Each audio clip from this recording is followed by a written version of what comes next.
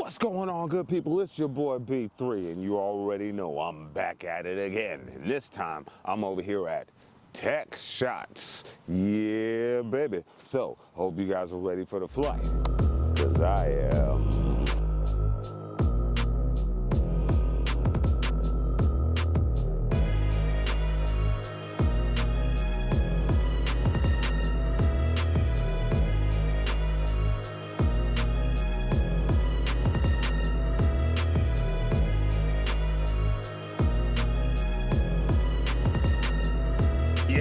I told y'all I'm back at it again with another dope entrepreneur. So ladies and gentlemen, hailing out of Sacramento, California, please give it up for my boy Tony of TechShot.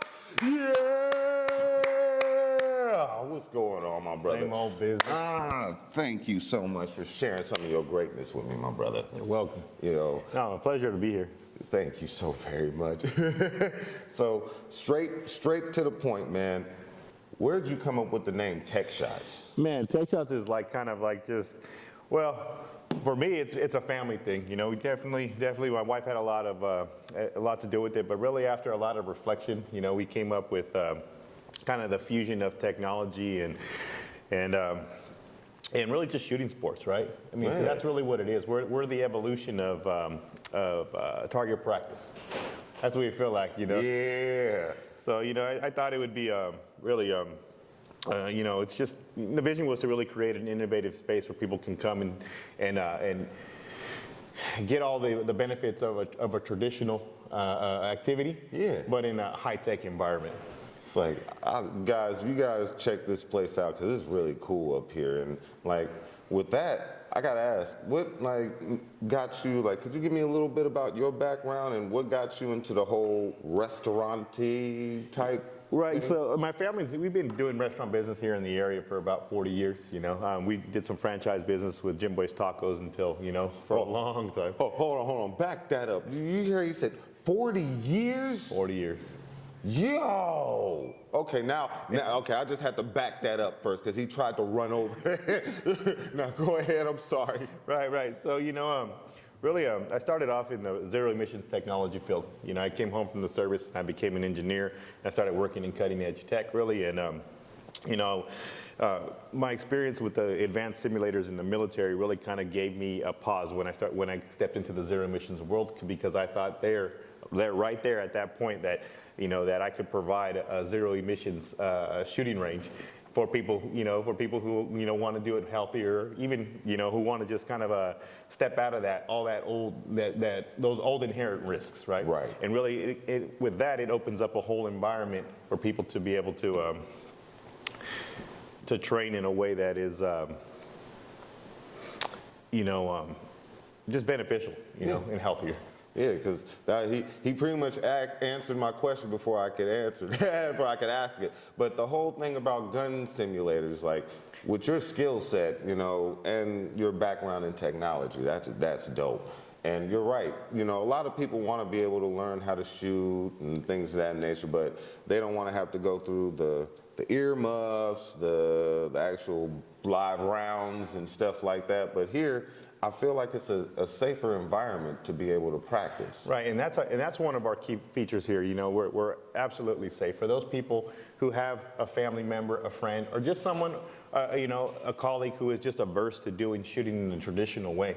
This is that ultra safe environment that actually provides them with the same skills that they would develop going to a live fire range, which they would probably never step on if this place didn't exist. And then how long were you in technology-wise, what was it again? What were you mainly backgrounding in for? Right, so I was working in zero emissions technology, making big semi-trucks, battery, electric, and hydrogen. Right, so we're doing a lot of prototype stuff, a lot of early technology stuff, a lot of proof of concept stuff. I was working on it when it was a nascent technology, is what we call it. But, and I've seen them through to what they have right now going on in the industry contemporary right now is low volume initial production runs, right? So when you go from prototype to actual production line, it's a huge jump for a company. And I was there working on the original projects, helping them set up the production and getting them out into the field with these first production trucks. and out there in the field, making sure that those trucks are running well, and Right. then providing good, collecting information, quantifying the problem so we can give improvements back to the production, right? Because it's a new tech. So we're just out there, I was out there finding the problem, writing it down, making sure that the engineers back home in the production facility knew what part needed to be enhanced, or what part needed to be adjusted or removed or Whoa. redesigned. Damn, okay. See, I got somebody for real now.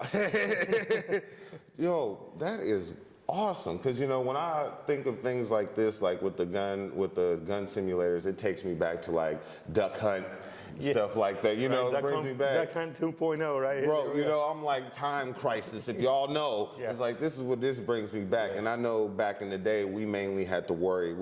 Back in the day, we had to have those fat backs.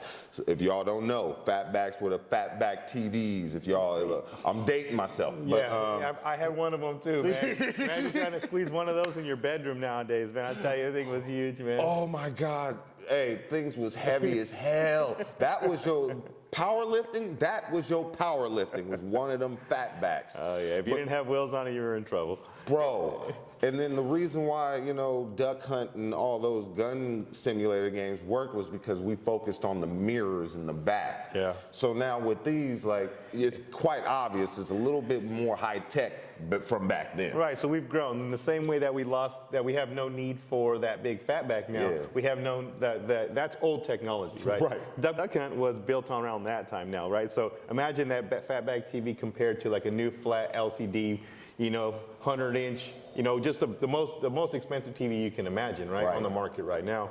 And then that's what we've done with Duck Hunt in this place, right? Right. You know, that big fatback's Duck Hunt, right? Right. That beautiful, that new Samsung roll-up, you know, LCD screen.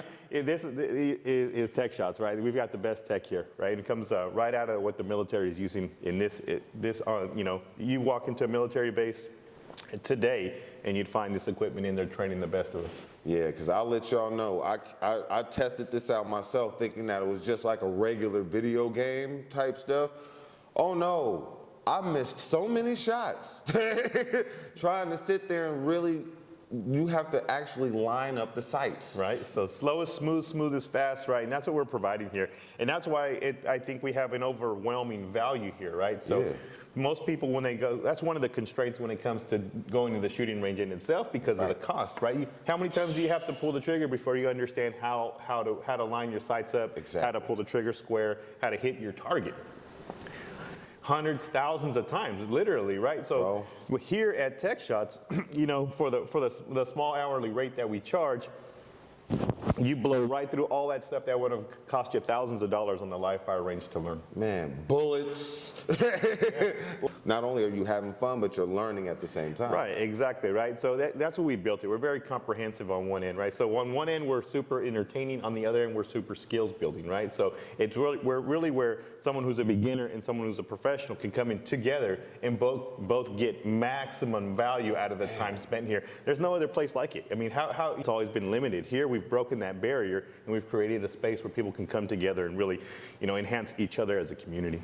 And when you come in here, because right now I made sure to catch them early.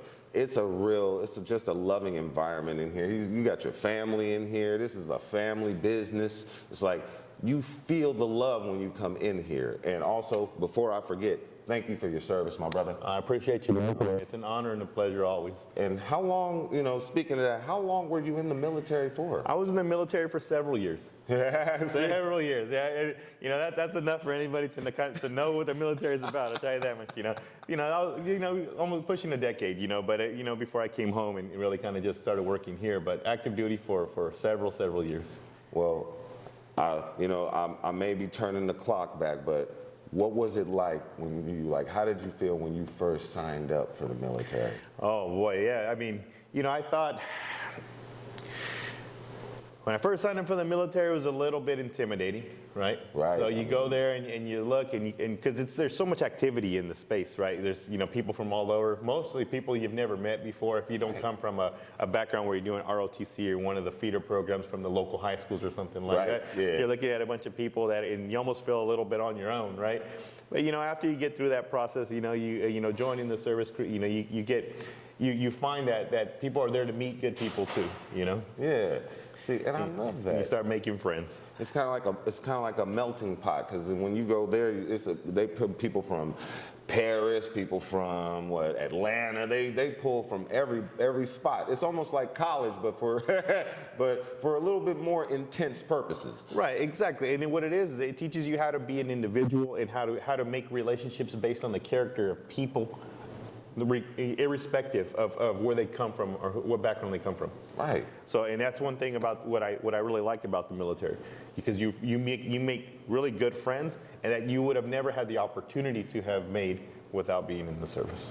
And there's one thing I do respect about the service, and just all you guys alone, is the loyalty and the self-discipline that you guys carry with you. I haven't had any family members that went in there. I have one that's in the Navy right now, but it's kind of like, it's just a certain respect that you guys carry with you. I appreciate that, because it's a camaraderie, right? Yeah. When you share a common doctrine, a common training, when you have it creates a common understanding between people. So when you talk to people about their time in the service, or you say, I'm Army, and then they say, I'm Army too, and then you guys start talking about the nuances that only happen to Army people. Right. See, it's like, it becomes an immediate friendship, because the reality is a lot of times, people who have served are far and in between. And when you do meet someone who understands the nuances, and it brings a smile to your face, Exactly. and it fulfills the heart. So that's where the loyalty comes from. So you get what I'm saying, right? Yeah, I love that. It's a bond that can't be broken, because no one else knows it, right? And it just like doing this show here right now, right? This is something that we'll always be able to talk about in reference, Exactly. right? So that's one of those things that will just never go away. And the next time, just over time, we'll always be able to talk about this, and we'll always be able to come back to this moment in time and how good we felt. You see the energy that I'm talking about? See, it's just something that, it's infectious. Like, it's a couple people who I've brought on the show where their personalities and their energy is really just, I can bounce off of it, Nice. And some of you, when you guys watch it, the people who I'm talking about too, because it's just easy to, man. And, to switch the script a little bit, how did it feel when you first got this place open, man? You're tremendously fulfilling first, right? Like, Right. so it's a place, because it's always a struggle. It's an uphill battle when you're doing anything in business, right? Like, you're pushing up. There's a lot of stuff that you can't anticipate. Like, you don't know what you don't know, right? And if you're going out, if you're a solo climber, right, without any safety nets, and no one's gone up to put those pegs up in there, man, it's sometimes you feel like you're hanging on by a limb, and there's no other choice but to hold there for a second until you have to, and then you see it, and then you grip and you keep going, right? So it's one of those things where when you finally get to the top of it, or when you finally swing the doors open, you really, it's unbelievable for a moment, right? It doesn't set in right away. Right, and then when you start, but when you're there for a moment and you've been saving that little that popper favor that has the confetti for 18 months, and you finally get to sit there with your daughter and your wife and twist it and pop it, right, and say hooray, there's nothing like it, man. It really just it's very fulfilling. To see something that you started from the ground up to finally see it in fruition, it does something to you. It really does.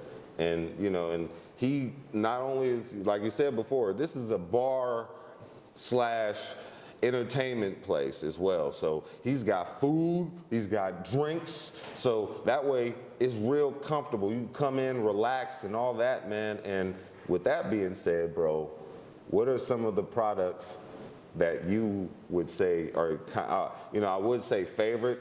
And now here's the thing, most people, when I ask them this question, they're like, everything. Nah, man, you got to give me at least 1, 2 things that would you say, favorite products here that you sell, man? Well, my favorite product to sell here really is the sim time, right? my product's the hour, right? The hour of that dynamic changing experience, right? That for me, that is the most, that's my favorite product to sell here. Everything else is just an amenity to that piece of the experience. It's all to support that and to make that even more enhanced and to just sink it so much deeper. You know, when you started this, like how long, see, and it's still pretty fresh. How long have you been open for now? We're on our 16th week now, man. So we're like 4 weeks and just loving it, really, man. Just booming. It's feeling good. Yo, see, I got him in the beginning. So that way, next time when I come in here and the place is packed to the brim, I can be like, yeah, I came here before it was crazy. What would you say you wish you knew before you started the business? Right here. So really, I just kind of would just, like I covered a little bit before in the question just before, is really just how unpredictable some of the things are when you're trying to start a business, right? Like it's kind of one of those things where, you meet unexpected challenges like, delays in permits or review processes that don't mesh with other review processes. So you end up, you just end up in a situation where the pressure's on all the time to try to coordinate some things, and they don't. Although you would think it's a seamless process to create a business because these things the agencies are designed to help you do that. Right. It really isn't. It's juggling, it's revisions, and it's kind of like you need lead time. Really, there's so much you can't foresee until you're really doing it, I guess is what it would be, right? That's kind of like, that's one thing I wish I would have known before, before I would have jumped into it. But, what I was happy to, and I just, a lot of, if you're going to start a business, think about what it is to run a business first, to structure a business, to program manage a business. Imagine yourself as someone who works for a big corporation, and what would they expect of you to create a new division, a new business, a new something, right? Like, think it through. Investigate what the processes are, right?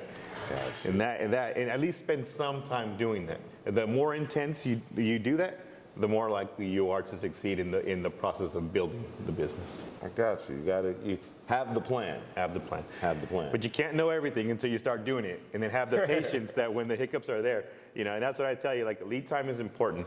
Lead time and definitely working with, especially in commercial businesses, you want to work with a good commercial lease attorney. Something that I didn't know before. Get with someone with the commercial lease attorney experience and have them negotiate with your landowner. You're going to have a commercial real estate agent, but get a commercial real estate attorney who's experienced or has worked for someone who's experienced, and get them to review the lease contracts and all the COIs, all your intent letters, everything, so that you can get the best deal possible. Because especially if you're new to business, the people who do it on a daily basis, like the real estate agents and the landowners, they know you're new to business, right? Right.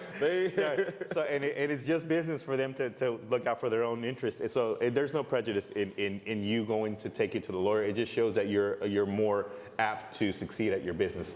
So, take it to someone, have them look at it, give some feedback, and really negotiate that opportunity. Because the thing is, a lot of times when people own these big businesses and these big buildings, they have money, but they spend it wisely. So they expect a certain kind of rebuttal to whatever offers they make, and it has to be formatted correctly for them to respect it. So that's where that's how you'll get the most out of the situation, or what you're looking for, right? And that's going to require someone who has experience in negotiating those contracts, like a commercial lawyer. If you're going to be, I get it. If you're serious about your business, make sure to have a lawyer somewhere close by. Yeah, and at least for that starting process, because after that, you learn a lot from that process right there. Right. Because then you're set free. Right, because there's like little small things like that, that seem small but that make a big difference in the end. When you're getting it off the ground. Hey, now that's talking about getting your ducks in a row, man. Because I'm like, the lawyers. You see, I hope y'all taking notes. He just dropped some gems just now. I hope y'all taking notes, man. So now, bro, like I said, been getting a little deep, man, and. what are, like, when I talk to certain of my guests and things, I always ask them certain things that they had to face personally, but without getting super personal, because I know you don't want everybody in your business, right? So, but you know, I get different answers. Some people tell me they're either too shy to get out there, or they had to overcome that, or you know, they're not good at sales, you know, they had to overcome that. But what is something that you could, you know, peel back a little bit, that you had to, you know, something that you had a challenge? Well, personally, you know, I mean, I guess, well, when you're building tech shots from the ground up would be like, you know, overcoming the challenges first is something that you have to be personally prepared for, right? Because it always feels personal when you run into something and it's all about you having to fix it, right? So, you know, and really, a lot of the, you know, the financial risk and balancing life, you know, balancing the family, you know, and you know, that was really, I guess, the challenge that I faced the most, really, you know, because it costs a lot of money, plus it's super demanding, right? Right. So that's one of those things where, you know, the only thing that can get you through that is really being determined to do it, you know. So you have to, yeah, you got to balance it. You got to take those risks, and you got to want it, you know, because if you don't want it, you're not, you know, there's so many opportunities to give up. And to not, you know, and it's just, you have to want it. So that's really how I, you know, overcame all those personal challenges, or anything that comes up really when it comes to tech shots. Oh, heck yeah. Shoot, man. And I hope you know, if no one's told you, that you are an inspiration, man. Thank you. You know, just you. You know, I grew up here in Sacramento, and you know, I come from the middle of the city. You know, I didn't come from money or anything like that. You know, but I came from a lot of hard work and dedication, and you know, you know, and really family made a huge difference. Really, you know, entrepreneurship, family, you know, and working. Really, I guess a piece of advice I can give to people who come from a background where they don't really come from money is, you know, it's a longer road, but it's called what I call the slow climb. It's something where you have to live below your means in order to be able to save anything to get to the next level. So when you have a job and you get good at it and they promote you to the next level, don't immediately go and buy your fancy stuff or commit to a long-term, you know, something long-term debt. Be humble and happy with what you have created at that level. That level where you're making less, right? And enjoy that gap between with your new money. Enjoy your gap there, and get to know that position, you know. And then when that position becomes comfortable, and you learn a lot about all that stuff, and you're working on the next level already. When you're a prospect for being promoted again, then you can commit to a longer term. Yeah. You know, that little gap that you just. Bottom line is what you want to do is just be able to know if you have to take a step back, that you don't lose your things that you've built. Exactly. Right? So it's incremental. And for most people that come from, you know, from a rough place, it seems like nothing at first, because it's so little. Yeah. You know, it doesn't satisfy you. It doesn't make you feel like you're gaining anything. But when you can practice that habit over time, it compounds. Yeah. Right? And that's how I recommend you do it, because in the end, you know, that life always throws you a curve. Ain't that the truth? Oh God, life. When what the young cat said, life's lifing right now. Yeah, life's lifing. Life is lifing right now. Yep. And you know what, bro? What inspires you, though? You know, I know I said you were an inspiration before, but what inspires you? You know, I'm trying to. You know, what inspires me really is just the hard work of some of the people that I've grown up with. You know, with the family, really. You know, with you know, I see the hard work and the dedication of people that are around me to be stable, right? And the respect that they show to other people while they're doing that is what makes a difference to me. Like, so what inspires me is how people can take care of themselves and contribute to a family without feeling happy to do it, because it's what they want to do. Oh, give me some. I like that one. That's what inspires me, because that's what I think will grow. We'll take anybody out of hard situations together, and they'll get to the next level. And if they love each other enough to see each other sprout, and then that person helps the other person come up, or they just share the information, and everybody grows as a group, because no one can make it alone, to be honest, right? And that's really what I love to see in people. They come together and they all work together to make it, especially families, to have something that makes them happy. See, that's beautiful. I mean, that means because we're all growing together. And we're helping each other, and we're just happy to see each other grow. But it takes a lot of discipline and respect for each other to do. In my opinion, because I see it sometimes that I have to debate with my brothers and sisters and remind them that although we disagree, it's not enough to lose sight of us, Exactly. the way we care for each other.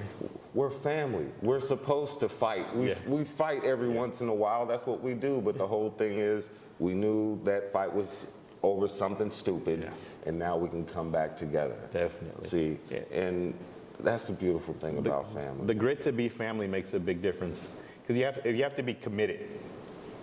And it takes a conscious decision. So that really inspires people that make that commitment to care and love for their families and their loved ones. It really, and in their friends. Yeah. Man, that's what keeps me going. See, that's funny. That leads into my next question, which is a little difficult, but I know I have a feeling that you'll be able to answer this for me.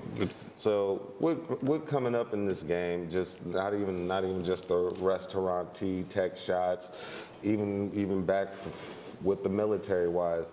Could you tell me, was there anyone there literally pushing you through, motivating you, and if so, can you give me like three influential people? I know that's hard. I know that's hard, but I need three people who you feel like they've been with you. Right off top, I can tell you that 100% my wife. Her name is Elisa. Hey. She's my rock. Solid, intelligent woman, independent, and who really, who loves me for being me, right? Because family's family. They're blood ties are blood ties, right? But and friends are always fun. But a woman who chooses to go through your ups and downs and really be there to support your ideas is really what matters to me. So I would say first, it would be shout out to wifey. Hell yeah. You're the one.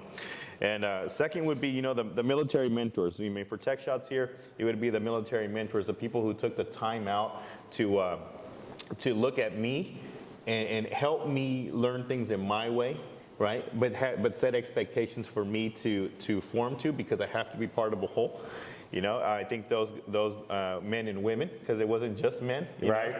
Because there's a lot of strong women in the military that are educated and really are just sharp women that are just about, and that lead the units. Like, I mean, I don't know if anybody would be surprised at it, but there's a lot of them out there that are just. They'll tell you quick, you know what I mean? But it's out of care and respect for what your potential is. That's and then there's a lot of guys that are the same way too. A lot of men in the military too that are the same way, and they care, but they care in a very direct way. So I would say those ones there.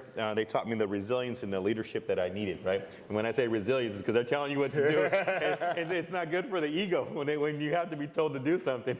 So you got to be able to bounce back from that piece of adversity, right? They've got ego damage, and get over it, and then over time, you understand those are the best thing for you, right? So they were good leaders, right? Especially being young. Yeah, and then and then my parents too. My parents and my grandparents, they really instilled a strong work ethic in me, and just kind of gave me the tools. When I found that when I started listening to the advice they gave me when I was like 6, 7, 8, 9, 10, and practicing that stuff, that's when my life came together. I didn't start doing it until I was older, right? Because they don't tell you to do the wrong thing, right? They always tell you to do the right thing first. Right. So when you start practicing, listening to that portion of it, really, when I started to care about the guidance that they were giving me when I was young and applying that to what I was already doing as a man, I found that life became a lot simpler, less complicated.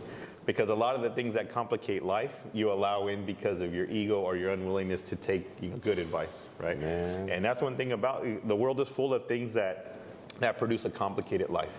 And it can be from anything. It can be from you can be from any vice, really. Right. But you got to understand that things that make your life more complicated are not good for you. So just find that easy way. Remember those things. Try to remember those things that those people told you, because they were trying to give you the simple, good guidance to have a nice, not simple life, because I think people get confused. They don't want you to be unsuccessful and be simple and have nothing, but they want you to have an uncomplicated life. I think is the best way to describe that, the way that they intend simple there. Uncomplicated. Successful, uncomplicated life. To be honest with you, I'd rather have an uncomplicated life. Life is already complicated as is. I would rather it be uncomplicated. And you never escape the stresses of it. But I think that that in practice, there's a lot of good advice that you got when you were a young person that will help you get through those hard times. Ain't that the truth, man? And now now you guys already know I have, it's not a motivational question, but it's mainly because I look for motivational quotes that I try my best to try to fit it to, you know what I mean? Gotcha. So let me see, man, because we all have dreams, but in order to make dreams come into reality, it takes an awful lot of determination, dedication, self-discipline, and effort. Yes. Yeah, did it again. Yes, it does. Right? Self-discipline and effort is what it makes, because that's one thing that's so easy to go with what you feel like doing rather than what you're supposed to be doing. And that's that self-discipline. And sometimes it's easier to just go with what you feel like doing because it feels effortless. But you've got to make the effort to be disciplined. So you're right on, man. That's 100%. I like that. You got it, man, because self-discipline and effort is 100% what it takes. There's a saying that I go by a lot, and it's children do what feel good, adults do what's right. Yes. So, it's kind of like, as long as we all have that inner child in us. Oh, yeah. But it's the adults that pay the bills. It's true, right? If I could stay young forever, I would. But it's one of those things where I was expected to contribute really early, and I tell you, it hurt. And I think I don't have a therapist or anything like that, but I talk to myself and I'm like, did that hurt you? And it's like, did that rob you? And I'm like, no, it just kind of taught you that to survive it takes your own effort. Exactly. Yeah. So. Hey, they always say, God doesn't put more on you than you can handle. To be honest with you, we can handle a lot. Yes. And and it's just our mentality and it's just how we're raised and how we see things. Yeah. So just like with entrepreneurship, not everybody can do this. It takes a certain mind state, So you kind of already given out the advice already, but what could you give to some of these new business owners? I would say, first off, you need to be prepared for hard work. It's never glamorous to be successful. I don't think it is. I think what you see as success and glamour is just a snippet of what it really takes to produce that whole thing, right? Like anything else, right? You see that concert or that beautiful picture of whoever it is. It took a lot of people behind the scenes, hard work to get that done. So if you want to become, if anything, really, if you want to do a business, be prepared for hard work. Easy. That's number one. Easy. And don't be afraid of failure. Although, failure is costly, but if the idea of failing is too much to handle, you just let it go. Because sometimes if you don't take the risk, you don't get the reward. It's a trade-off, right? So you can't be afraid of failure. Failure itself is stopping you from pursuing something you want to do. I feel that. It's really just part of the process. It is, because we learn from our mistakes. Ain't that the truth? Right? We get better. I think everybody over time, we all know that, we don't know everything, we learn everything as we go along the way, right? We learn as we go. So definitely failure is part of the process. Mistakes are a part of the process.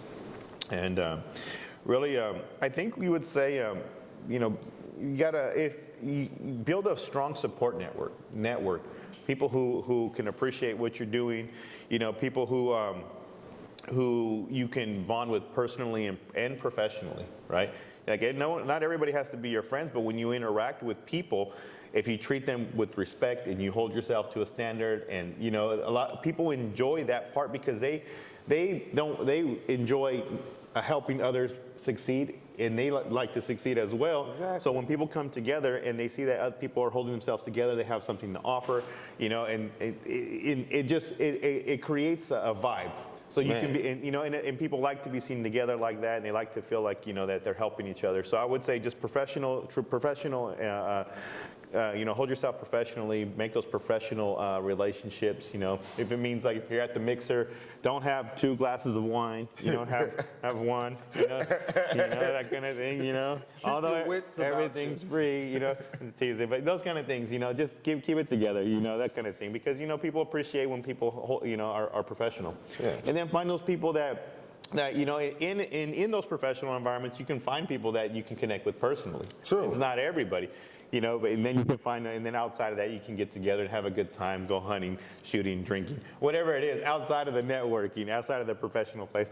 And then find people like, I mean, you already know in your circle, you know, if you meet people, you know, on different levels, you know, don't be afraid to have conversations and talk to people, and you know, find people with similar interests as you. You know, go places, meet people. Not everybody's going to be your friend. You're not going to be able to make personal relationships with everybody, but find people that you can connect with personally and keep them near.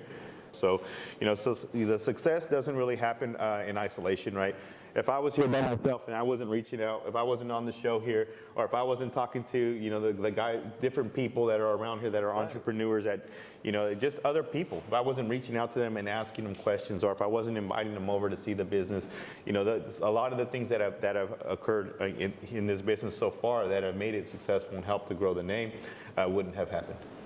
Just dropped so much knowledge on us, man. Now, before I even cut out, you know, I know you guys want to see how he gets down on this screen, right?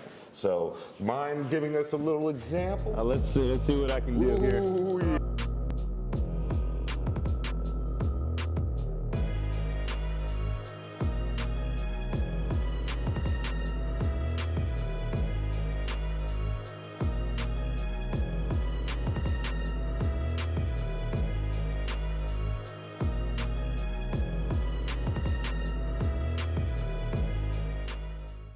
Good God. Dude, that's not even 646. Now, can you explain to me, is that a great score, or how does that work? It's an above average score, definitely. IPSC has a whole calculation on it's graded on IPSC standards, what they call it. So it takes into account how many times you pulled the trigger, where you hit the target, how long it took you to do it. You know, so, you know, 5, 6, and 7, the higher the score, the better, right? So average scores around, you hear about 5, you know, because people are, you know, some who know how to shoot get about a 5. So I would say I'm a little bit above average, but not like a professional level shooter by any means. Yeah, you hear him, y'all? He's a little above average. Yeah, yeah, sure, we'll say that, a little above average. See, and now, like I was telling the crowd before, that you literally have to line up the sights on this guy, right? Yeah, definitely. So these trainers are 0.3 millimeter accurate. They're 1-to-1 twins of their live fire counterparts, purpose built for these systems here. This it replaces dry fire training, way more immersive than anything you can do at home by yourself. So this is where these trainers are really what are at the foundation of the shooting pyramid.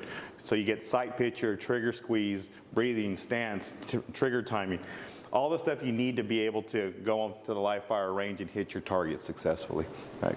Nice. So we can also talk range etiquette here. We brief you. We talk to our customers all the time that haven't been to the live fire range on what it is, what the experience is like there, so they can go in there and feel confident already, kind of have it structured. We've been to all the shooting ranges here in the area several times. We know we're avid shooters ourselves, so we love sharing that information with people who haven't been there yet, so that when they walk in, they're confident. They get there, they hit their target, you know, and really just, you know, they know what they're doing when they walk in there. That's what we're providing here. You know, we love it.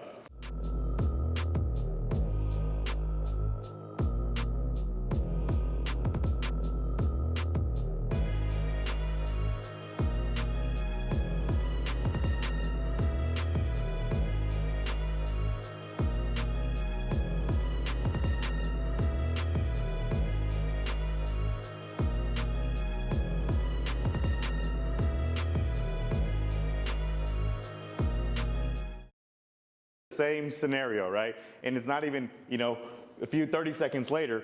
But that's the beauty of what we do here too. We have hundreds of these activities here, but you can shoot the same one over and over and just get better and better at it, right? So it just gets it really gives you that timing, that control, and really kind of, it gives you that experience where you're going against yourself to improve, and you're getting better and better and better. Right? What we're doing here really, I mean, shooting, right? The value here is astronomical. The kind of training that you get here for, you know, for the small price we charge is $48 for the hour right now, currently $48. You come in here, you pull the trigger 1,000 times easily, right? It took me all of, you know, 20 seconds to shoot 34 rounds. You do the math, times 10, times 4, you end up in 1,000, 1,200 round range in 1 hour for $48. So you get the same trigger timing as pulling 1,000 rounds for $48. If you did that in ammunition, you'd be close to $1,000, right? Oh my God! Really the value here is just astronomical through the roof, right? So that's what we're trying to do. We're trying to take everyday people and show them that there's a place where they can come and they can blow away the competition who are spending countless amounts of money trying to be good, right? And you know, we can get them to that level where they're really, really good at hitting their target, right? We're trying to give people that everyday people that feel that confidence, because one of the constraints for gun training is cost. A lot of times it's just expensive, you know, but here, forget about it. He's gonna teach me how, y'all. Here, let me get going. All right, now peep game. We're here on the screen now. All right, so we're shooting Glock style here. So this is called the drop in the bucket technique. This is gonna be your drop here. This is gonna be your bucket. You wanna put this drop in the base of the bucket, and you wanna keep that picture combined. Keep the drop in the bucket and cover whatever it is that you wanna hit. And when you have it, whatever you wanna hit covered, pull that trigger nice and square back. Oh, okay. So drop in the bucket. Drop in the bucket. Cover what you wanna hit while the drop's in the bucket. Pull that trigger nice and square back. Perfect. It becomes intuitive. Anybody can shoot. What? You don't have to be a gun owner to know how to operate a gun and hit your target, you know? It's not there's no law requiring you to have a gun to know how to shoot. So, hey, but you can shoot. Anyways, gun owners and people who don't own guns can come here and at least enhance their skills or build them through the roof. So you're gonna give me one more shot in the cardboard there. The cardboard? Drop in the bucket technique, square trigger. Look at that, right in the center. Wow. And it's all technique, right? And a lot of times a lot of people don't have anybody to talk to them about what it is to develop a good sight picture, the trigger squeeze, these things. We can talk a little bit more about your hand control, but that's fine. At least when you're hitting your target, right? So baby steps, right? So here we go. Give me 2 more shots there. All right, drop in the bucket, good deal. Let's take those ones down. There you go. Slow is smooth, smooth is fast. That's how we practice, right? And that's the thing. So slow is smooth, smooth is fast. You just repeat it in that way because you're doing reps, like you're working out. Good reps matter more than quantity of reps, right?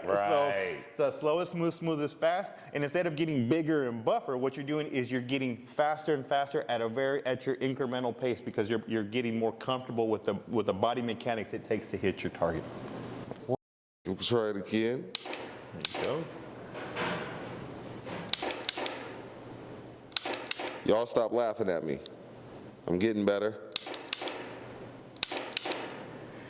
Those are all A-zone hits, man. I would say that you picked it up. Yeah, I think you picked it up. I mean, your score's not too bad, but I mean, for a first timer, a beginner. Right. I'm a beginner. I have to say, I'm always having fun here. Every time I come up here, I have hella fun, bro. And not only do I have hella fun, I learn. I always have a saying before I end the show. And it's an entrepreneurial quote, and I always say it all the time. Work harder on your dream than your job. It does make sense. It does make sense. Ain't that the truth? Thank you, my brother. Thank you, man. Good night, y'all. Good night.